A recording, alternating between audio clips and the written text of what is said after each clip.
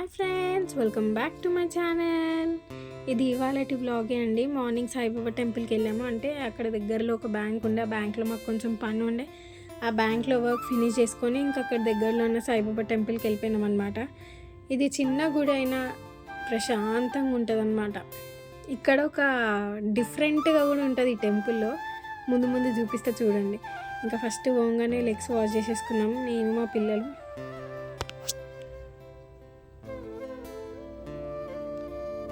ఇక్కడ కూడా చాలా మంది పబ్లిక్ వస్తారు.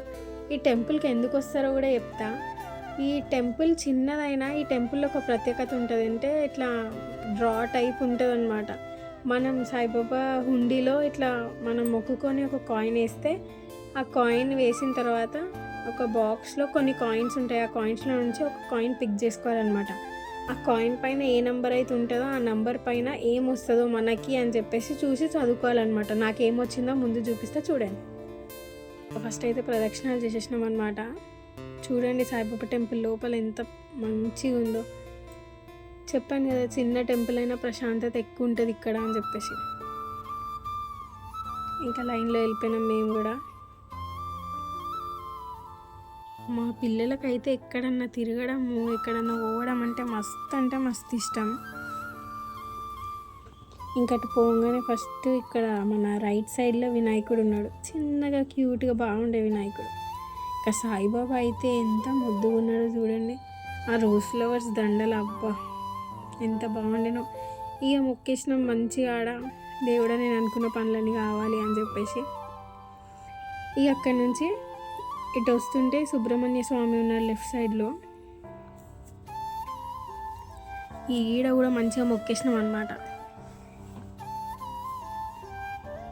ఇక మంచిగా అక్షంతలు వేయించుకొని అది పెట్టేసుకున్నాం నెత్తిపైన. ఇంకా మా పిల్లలకైతే పులిహోర తీసుకొని తినిపిస్తున్నాను అనమాట. ఇక మా పాప అయితే ఈడికి వచ్చిన వీడియోలు తీస్తావా అని చెప్పేసి అంటుంది. అట్లా చెప్పాను కదా మీకు, ఇక్కడ ఇట్లా డ్రా టైప్ ఉంటుంది అని చెప్పేసి. ఫస్ట్ అయితే మా వదిన తీసింది మా అల్లుడు గురించి అని చెప్పి. ఇక మా అల్లుడు అయితే నేను చెప్పాలనుకోవట్లేను, కానీ నాదైతే చెప్తా. నేనైతే గట్టిగా మొక్కేసుకొని మంచిగా హుండీలో కాయిన్ వేసేసిన. ఇంకా కాయిన్ దొలాడుతున్నా.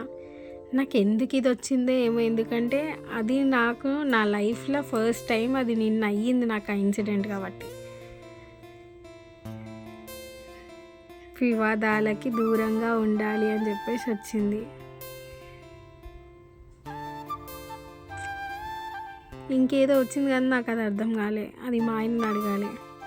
ఇక మా ఆయనకైతే తీసేసిన, మళ్ళీ మొక్కి మా ఆయన గురించి కూడా తీసిన అనమాట, ఏమొస్తుందో అని చెప్పి. మా ఆయనకైతే బాగానే వచ్చింది. చూడండి, ఆయనకైతే 739 వచ్చింది. నాకైతే 103 వచ్చింది, కానీ ఆయనకైతే 739 వచ్చింది. కానీ ఏమో అంటారు కదా, ఇట్లా నిజంగా నాకు ఇన్సిడెంట్ అయ్యిందే వచ్చింది. మరి అది ఎందుకు వచ్చిందో ఏమో. ఈయనకైతే ఇట్లా చిరాకల కార్యం సామాన్య వ్యక్తి వల్ల అవుతుంది, ప్రయాణించే సూచనలు ఉన్నాయని వచ్చింది. దీని ఏందో అర్థం నాకైతే అర్థం కాలేదు. ఇక మా ఆయన వస్తే మా ఆయనను అడగాలి దీని అర్థం ఏందో అని చెప్పేసి. సో ఇక్కడితో ఈ వ్లాగ్ ఎండ్ చేస్తున్నానండి. Thanks for watching. Please like, share and subscribe. Bye.